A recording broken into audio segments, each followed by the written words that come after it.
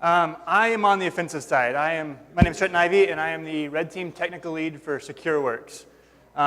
Offensive security is my passion. So I know this is a defensive conference, so thank you for letting me come here. I saw right on the head of the website this is a conference for people who love defense, and too much credit goes to the offensive side of security. And I agree, and part of the reason that I wanted to come here is because I think that my team, or the offensive side in general, not just my team, has contributed to a problem that has made defensive more difficult. And so I wanted to talk through that and hopefully at least be part of the solution as we move forward and have discussions.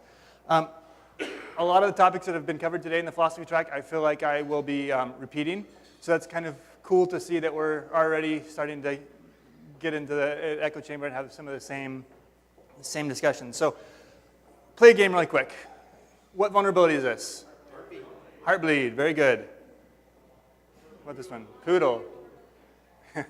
Nice. How about this one? Show shock. Anybody? Less popular one, little older. Ghost, yes. How about this one? Okay, drown attack. Point of this exercise is to show that the industry has become very vulnerability-centric. We like to think in terms of vulnerabilities, and they get published, the media picks up on them, we promote them, and InfoSec is very vulnerability-centric. Yesterday I went to Reddit NetSec, and pulled out a list of some of the top articles. If you look through all these are very vulnerability-centric articles, which nothing wrong with that. I love a new vulnerability or an exploit. I think research is incredibly important. And we need to try to find new vulnerabilities to make ourselves better. But the point of this is to say, once again, the industry as a whole has become very, very vulnerability-centric. If you ever go to a conference and look at the marketing side of things, and SecureWorks is not innocent of this either, but there's a huge push on our product fixes vulnerability X, right? And everybody's going to promise, plug this box in, and then you're safe from this threat. And I think that vulnerability focus has caused potentially a problem. And then here's where I can be guilty, and we'll put myself on the block as well. When we write a penetration test report and you look at what typically gets released, everything is very vulnerability-centric, once again. So a typical engagement, we'll find some SQL injection in an application that somebody forgot to update somewhere. We'll exploit that, and we'll use that to pull back credentials, and then we'll crack those credentials, so we'll write up weak application credential, and then maybe we'll use that to get a web shell, so we'll write up maybe web services running with system privileges, which we find way too often. From there, maybe we'll get clear text credentials in a configuration file, and then move over to primary account compromise of a domain admin. This happens all the time.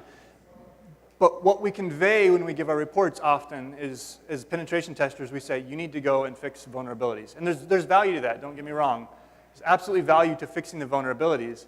But I think that it's only a small part of the problem. And I think one of the disservices that we have done to the defensive side is to have this vulnerability-centric mindset. I think the industry is very vulnerability-centric, but I think we need to step back and think about how we could do it better. Breaches occur with vulnerabilities, not by them. So when I'm doing a test, vulnerabilities are something that I can leverage as a tool, but the vulnerability itself is not the only thing. And I think there's a whole lot more that if we step back and look at the big picture, we can do a better job as defenders. At least I would hope so. So this is what I want to propose. I've gotten to work with a lot of organizations over my years of penetration testing. I've gotten to sit in a lot of boardrooms and talk to executives about what's important and what's not. And I think I've seen some people that have done it very well. So I want to share what I've observed companies that do security right do. And then we can try to talk about maybe ways that we can model that as defenders and then hopefully help everybody else do the same. So first, I think it's critical to start with intelligence. And there are a ton of different definitions around intelligence. What I'm not saying is that you have to go and have a world-class threat intelligence program, right? I think the best decision I've ever come across for intelligence is decision support. So if I were to give you an IP address of a threat actor, is that intelligence? Yes or no? seeing some people saying yes. I'm seeing a lot of people saying no. Okay, what if I give you an indicator of compromise on a system that ties it to Fancy Bear? Is that intelligence? Getting could be, I'm getting yeses, I'm getting nos. You have to start with a question. For intelligence to be useful, it has to be able to support decision. That is knowledge or information, but for it to become intelligence, you have to back up and find out what are you trying to answer and what are you trying to do with this. Knowledge does not equal intelligence. I heard an analogy, and I wish I could figure out where I read it from. I'm stealing this from somebody. It's not my own. But if you take the world's greatest chess master and you stick him across the chessboard from me, we're going to be looking at the exact same board. We have the same knowledge and information about the landscape in front of us. Who's going to win that scenario? Right? Definitely not me. And it's because they can take the same amount of knowledge and apply it by using intelligence. And they can take that knowledge and have it work as decision support. So when I say start with intelligence, this is what I mean. When I begin a red team assessment with our clients, one of the first things that I like to ask is what's most important. And almost all the time, clients will come back with, oh, well, our client's payment data. Or, oh, system X, this PII, this regulated stuff. And I say, look at all the organizations that have gotten that compromise within the last year. How many of them have gone out of business? It's a very, very small number. So when we define critical assets, I like to say, what's the thing that makes you most unique as an organization? Right? This is not necessarily the payment data in all situations. It's the secret sauce, the thing that puts you at a competitive advantage. Right? Let's identify those things first. That way, when we think about how to build our intelligence around defense, we can start with what's most important in mind. Then there's key assets, right? There's all the other things that are important. If they get breached, they're going to get in the news. It may not put you out of business, but it's still not something you want to have happen. And then finally, think about related assets, all of the things that are connected. When you're building out defense, you want to have intelligence around all of these. I think another important question to ask is, what is the attack surface? This is one thing that I see organizations failing to do over and over and over and over again.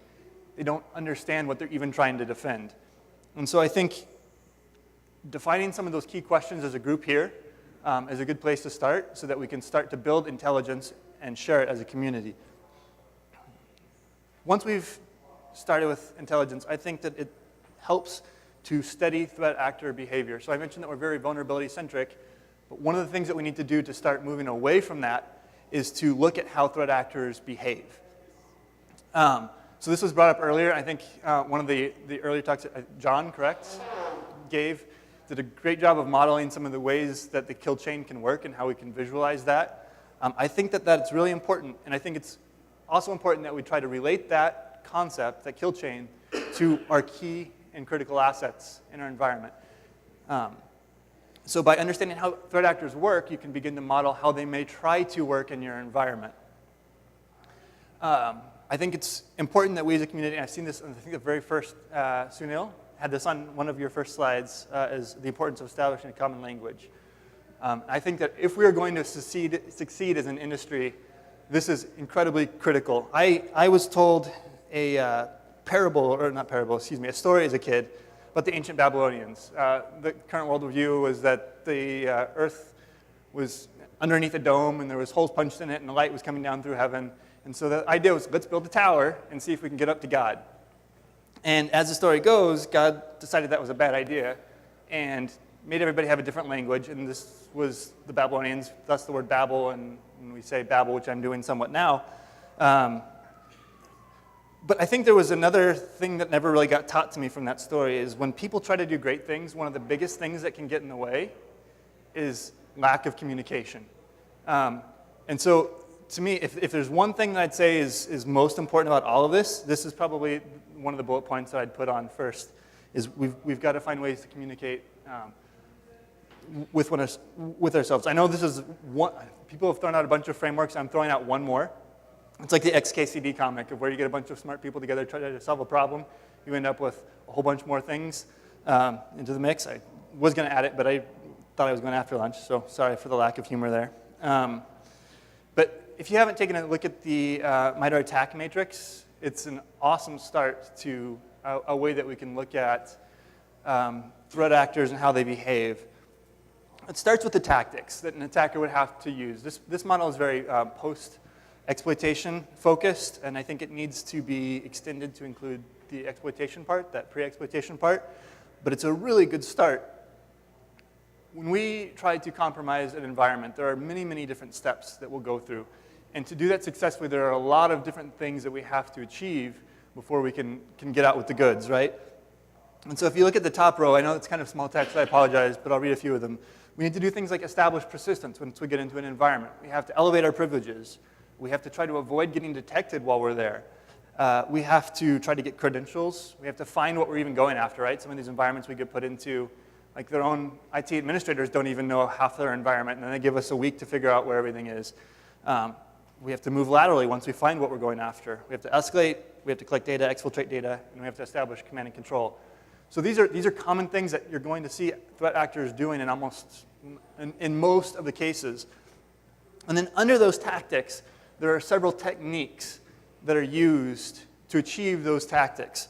And so if you look at something like credential access, right? How do you get credentials? Well, maybe you could brute force them, or you could dump them from memory. So there's different ways that you can go about achieving a tactic. In some cases, one technique may relate to multiple tactics. But by trying to define this out, we can start looking at behavior instead of vulnerability. So an example of tactics, techniques, and procedures, again, a tactic would be lateral movement. Maybe the technique associated with that would be something like pass the hash. And then the procedure comes down to the actual tool or technique, or I'm sorry, rather the tool or the process that the attacker will use. So in this case, like say like you could run pass the hash with WinExe. Vulnerability-centric models stick all of their emphasis on the procedure, right? Let's catch the tool. Let's catch a signature of an exploit. What they often fail to do, I think, is to back up the chain and say, okay, we've identified this signature, this procedure. What was the technique that was associated with it, and what was the overall tactic with that? So I think the third thing that we have to do to get to the tactics, techniques, and procedure-centric approach, instead of a vulnerability-centric approach, is within our environments, I think there are several ways to do this, but there's one way. First, we need to continually collect intelligence. Now, this doesn't just mean threat intelligence, right? There's a lot of different types of intelligence that you can use. Again, decision support. So I don't know if everybody would normally consider things like event logs, process information, net flow, all of those as intelligence. But if you think of it as intelligence, it can become very useful because now you can begin to make decisions about how you act or respond to behavior or in your environment. Once you've done that, you can create signatures for threat actor procedures. I say threat actor procedures, right? I went to, not trying to pitch product, but I went to one of our leads for a product that we have called Red Cloak, and I said, you know what? Our red team wants to take the malware that you're seeing throwing 0-day, reverse engineer that, and then add it into our kit so that we can quickly turn around, like let's use the bad guys' research and dev time to make ourselves better, right? And they said, well, we don't really track new 0-day exploits in the product. Like, we're not looking for that. What we actually care about is that Microsoft Word just spawned a process that connected to that internet that didn't just set a registry key in something in scheduled tasks, right? So we're looking at behavior. And so if you start to signature for behavior then and procedures, then what you can do is try to associate those observations with tactics and techniques. So we're seeing this thing here, right? The example I just gave of a malicious Word document from a phish, right? The technique then would be exploitation through social, or the tactic would be remote exploitation through social. The technique would be macro-enabled document, and then the procedure could have various parts depending on how the document worked. If you look at the tactics and techniques, you can then start to ask other questions of what other related tactics and techniques should I be observing if this was successful or if they were trying to continue on. Right, so this is where you come down to pulling the thread, taking that and seeing how far you can go with that information. And this is where I think from my perspective, a lot of people get it right, but more people probably get it wrong from the defensive side, is that we fail to pull the thread, and I think this comes back to not having a standardized framework or a way to step back and look at the bigger picture. If you ask the question of what tactics and techniques would needed to make this particular event happen, then you can start to look for other artifacts quickly. And if you have all of the intelligence that you can sift through, you can start to figure out what happened prior and where might they be going. And so you can ask the question of what will happen next, which puts us in a much better spot from a defensive perspective. And then finally is respond, right? You've got the information to identify the threat. You need to do something about it. Oftentimes I'll have clients say that, well, we caught you, like we see you, we win, but detection does not equal response. If you're going up against an actual threat actor, right, they don't care half the time. It depends on what their motive is, right? But oftentimes they won't care whether you detected them or not. The question is, did they achieve their objectives before you were able to stop them, right? And so this response portion, I think, is incredibly important. The other thing is detection does not equal attribution. Just because you detect me doesn't mean that I can't change the way that I behave and come back from a different perspective, right? So if I use one tool and you catch it and you stop it, then a lot of people say we win, right? But if you as a defender can then say, okay, they are trying to achieve this technique to accomplish this tactic, what other techniques and tactics might be occurring? And you can use that to look at other places in your organization to see if that behavior is happening anywhere else and drill down a little bit deeper. You're in a much better spot to catch me. At the end of the day, I want you guys to catch me, not on my engagements, right? I want to get through it, but from a large perspective, right, I'm on offensive so that we can have a better defensive. I think that the models, we've talked about this already a couple times today, right? The prevent, detect, respond. We have to find a way to balance those aspects. I think prevention is incredibly important. We still need to look for vulnerabilities in our environment, but we also have to start looking at detection and response more. I think the model that was laid out today was one of the best I've seen in terms of thinking about that whole framework. So thanks for that.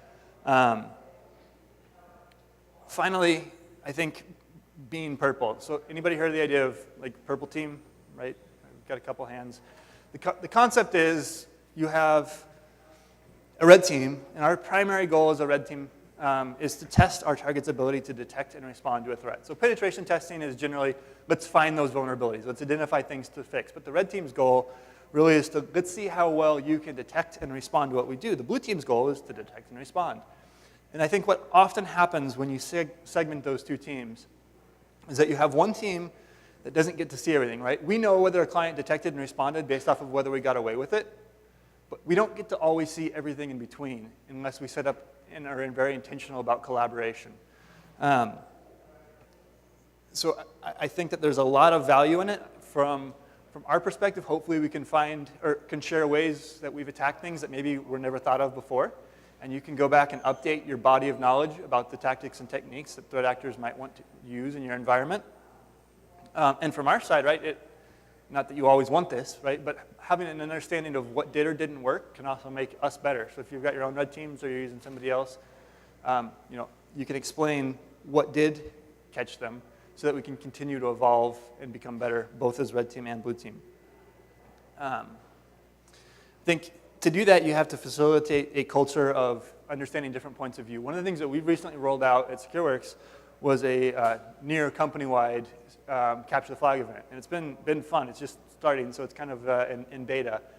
But one of the cool things is that we've been able to send out puzzles that are very offensive, but we can also send out puzzles that are defensive-based. And then we have everybody try to capture the flag, win the event, but then at the end of it, we'll go back and then share the results of everybody's write-ups on how they went about that problem. And it's been fun to see the way that different people from both defense and offensive will go about solving a problem, which helps us to kind of build that collaboration, that language. If we go back and look at the tactics-based approach to security, right, I could retell the penetration test story a little bit better. If instead of saying, starting with we found SQL injection, right, we start with the technique, tactic of discovery via the technique of network service discovery. That then provides you an opportunity to say, hey, did we see that type of behavior? Right? Are we able to detect network service scanning, and what is our response, and is it appropriate, right? We talked about exploitation via SQL injection. Instead of writing up the vulnerability, SQL injection, we can comment on the exploitation aspect of it. What controls could be in place? Are we able to detect and respond? Persistence via web shell, right? When you think of a web shell, you should stop and say persistence. What other persistence mechanisms may be here? What other things could they try to do to maintain that environment? How did they get here in the first place, right? Pull that thread. We can go on and on and on. Privilege escalation, lateral movement, credential access, data collection, data compression, and exfiltration. when you think of when you think in terms of tactics, techniques, and procedures instead of vulnerabilities, I think it provides a much better opportunity to build out the defensive capabilities of your team. So that's it. I know I'm standing between everybody and lunch, so I tried to make that very quick. I apologize for going so fast. But are there any questions for anybody? Yes, sir. I know as red teamers we've got plenty of war stories about hacks, but can you share a good defensive efficacy story? A good defensive, so the question was, I've got a bunch of hack stories, but can I tell a good defensive story? Yeah. Trying to make sure I don't get in trouble. So we had an engagement where we had a client, their external perimeter was really solid. Their attack surface was minimized. Like we banged on it, but just couldn't find anything. And so we tend to escalate. We start with like remote, and then we'll move towards more of a social engineering aspect. And if that doesn't work, we'll just break into the building. And so we were at the social engineering phase. And so we were really excited about this one. We went ahead and set up a fake website for a legal entity, fake lawyer website. And we put together a manila envelope with, sorry, so this maybe shouldn't go online, sorry to the lawyers in the company. This doesn't reflect the opinion of my company, or et cetera, et cetera. But we put together a manila envelope with a fake cease and desist letter, because we saw during open source intelligence phase that they were going through some lawsuits or had some in the past. And then we put a CD in that envelope that says all of the data is encrypted on this file, here's the password, yada, yada, yada, and send it off to the company. We had it tracked, like we were watching like our FedEx alerts, like, okay, it's there, and waiting for a shell, and then nothing happened. And so we were like, okay, what did we do wrong? Like this, like we've got a website for this entity. It's in a mail envelope that was sent via courier the same way that they have to deliver legal. We know that this fits the profile of what's going on.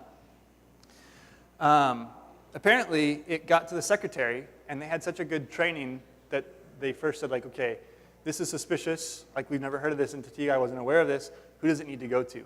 And instead of it escalating through legal, it actually went to security first. The security guy said, this is strange. I should probably do some research. So they went so far as to actually call up the bar of the state that we were pretending to be from and asked, does said legal entity exist? And they said no, because we didn't actually go as far as to make a legal entity. So from there, I think we called them up, like just to pretend to be the lawyers, like what's going on, and they completely shut us down after trying to get some information from us. So I think there are companies that can do things right, but I think going back to the idea of tactics, techniques, and procedures, you have to think about why an attacker is trying to do it, what the different pieces could be. From that, then they were able to set themselves on a higher alert, consider other things that we might be trying, and essentially they ended up shutting us down completely. It was one of the best defenses I've ever seen. So, yes? Well, when you opened your presentation, you started out with a whole bunch of vulnerabilities, and I noticed that most of them are open source. And one of the things that I struggle with personally from the defensive side is the fact that the way the open source community handles vulnerability management is way different than if you're dealing with a typical corporate entity. Like for example, you got an open SSL bug. The only people that get like pre-notifications are OS vendors, and that list is very short. They give you a very short window. So often when that code comes out with a mitigation, you're less scrambling to protect both your infrastructure and your products, and you might not, you've got a very short window of information for the public. Yeah. There's some efforts in FIRST and other places to try to improve that.